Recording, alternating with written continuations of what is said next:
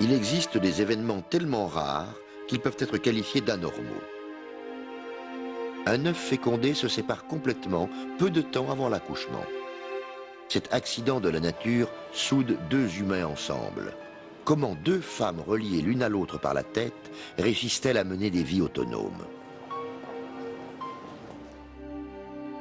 À la naissance de Laurie et Dory Chappell, en 1963, les couloirs de l'hôpital de Philadelphie résonnaient d'une nouvelle extraordinaire. L'hôpital n'avait jamais vu cela. Monsieur et Madame Chappell durent alors prendre une effrayante décision. Ils devaient soit accepter que leur fille reste attachée toute leur vie, soit que les chirurgiens tentent une opération dangereuse et aléatoire pour les séparer.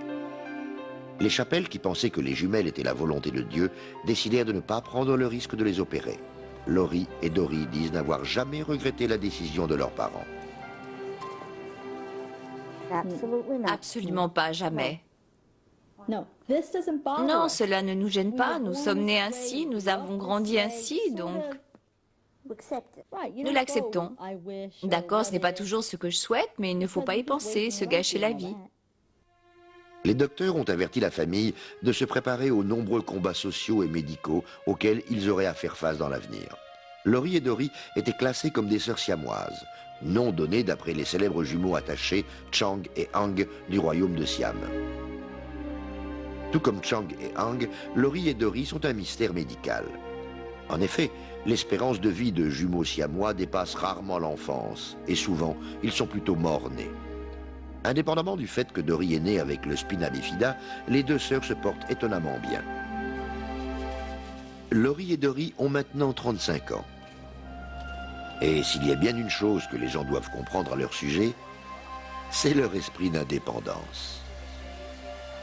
Deux êtres unis l'un à l'autre par la tête, partageant leurs os, leur sang, leurs tissus, mais, insiste-t-elle, à part cela, peu de points communs.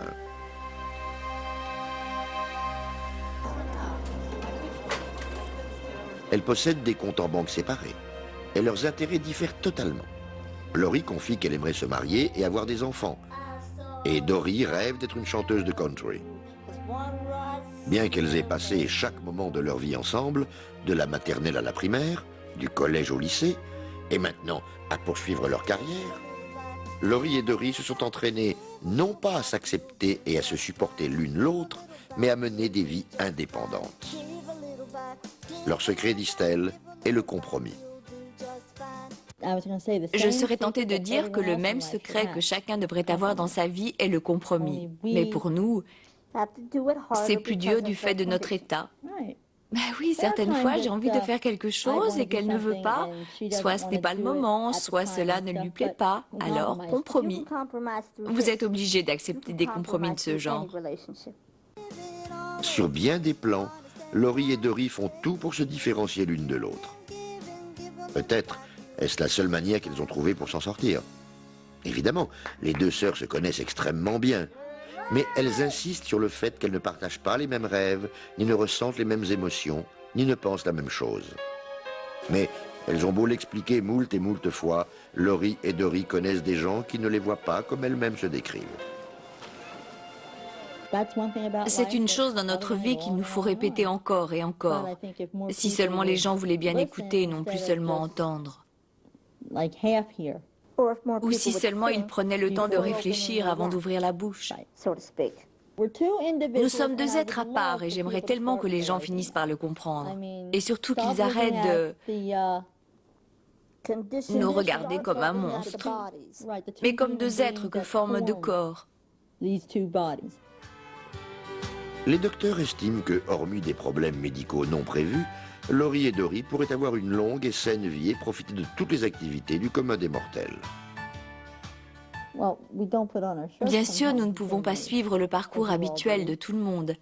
Mais pour certains aussi, parfois, le chemin est difficile. Alors, nous sommes simplement deux personnes de plus dans l'humanité. La seule chose, nous n'avons pas le choix. Nous devons être ensemble. Dans toute l'existence de l'humanité, peu de personnes vivent l'expérience de Laurie et Dory. Passer toute sa vie en tant que deux personnes, mais aussi en tant qu'une seule personne.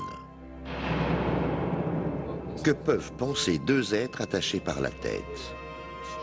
Peut-être ainsi que les aveugles, qui ont un sens plus développé de l'ouïe, possèdent-elles des compétences que nous n'avons pas? Laurie et Dory sont vraiment uniques. Les jumeaux attachés sont des jumeaux identiques, le résultat d'une division de cellules incomplète dans l'utérus. Moins de 20 cas naissent chaque année aux États-Unis. Mais sur ce chiffre, seulement 1% sont reliés par la tête et peu d'entre eux survivent à ces anomalies congénitales. Le docteur James O'Neill, un expert sur les jumeaux siamois, s'est occupé du cas de Laurie et Dory pendant plus de 20 ans. Et l'un des points les plus intéressants de leur malformation est leur cerveau relié. Nous savons pas mal de choses concernant leur cerveau commun et la façon dont ils fonctionnent. Nous pouvons dire en effet que Dory et Laurie ne possèdent pas deux cerveaux. Assurément, s'il existait une raison pour que deux personnes puissent communiquer par télépathie, Laurie et Dory pourraient le faire. Pas seulement à cause de leur cerveau pratiquement relié, mais parce que ce sont des clones génétiques. Mais Laurie et Dory affirment qu'elles n'ont jamais pu lire dans leurs pensées respectives. Elles crient haut et clair qu'elles possèdent chacune leur propre opinion et leur propre goût ou aversion. Le cerveau est très compartimenté. Chaque case contrôle une fonction bien définie. Une partie contrôle le bras droit, une autre contrôle partiellement le gauche, une autre encore la pensée, puis l'odorat et la vue. Mais ce n'est pas parce que certains circuits du cerveau sont liés que les processus qui font un être humain sont forcément communs. Mais même si l'exemple de Laurie et Dory contredit l'existence d'une connexion entre jumeaux, leur expérience confirme l'intelligence de l'esprit humain à s'adapter à toute chose. Dans tous les cas, l'instinct de survie chez un être humain le conduit souvent à se transcender. Dans ce cas présent, c'est un exemple merveilleux sur la façon dont deux êtres, s'aimant vraiment, ont été capables de compenser le manque de toutes ces choses et ces sensations que tout être est en droit d'imaginer vivre un jour dans sa vie. Maintenant, l'échographie peut déceler des jumeaux siamois durant les 3 premiers mois d'une grossesse. Les docteurs peuvent aussi prédire avec une exactitude relative si oui ou non une opération chirurgicale pour les séparer est viable. Mais à l'époque de la naissance de Laurie et Dory, cette technologie n'existait pas. Mais même dans le cas contraire, les experts d'aujourd'hui pensent que malgré tout, à cause de la connexion de leur cerveau, il eût été impossible de les séparer. Les jumeaux siamois ont toujours fasciné les populations. Les gens de la rue, les médecins, les chercheurs, tout le monde. C'est vrai que c'est stupéfiant de voir deux êtres reliés ensemble par un point de leur anatomie. Cela a entraîné beaucoup d'idées mystiques. Laurie et Dory offrent une perspective unique de l'espèce humaine. Leur existence est une chose qu'il ne nous sera jamais permis de connaître. Ce n'est pas uniquement l'apparence physique qui capture notre fascination, mais les mystères que nous percevons sans pouvoir les résoudre de ces deux personnes subissant un fardeau psychologique. Être destinés à rester physiquement connectés l'un à l'autre pour la vie et pour la mort.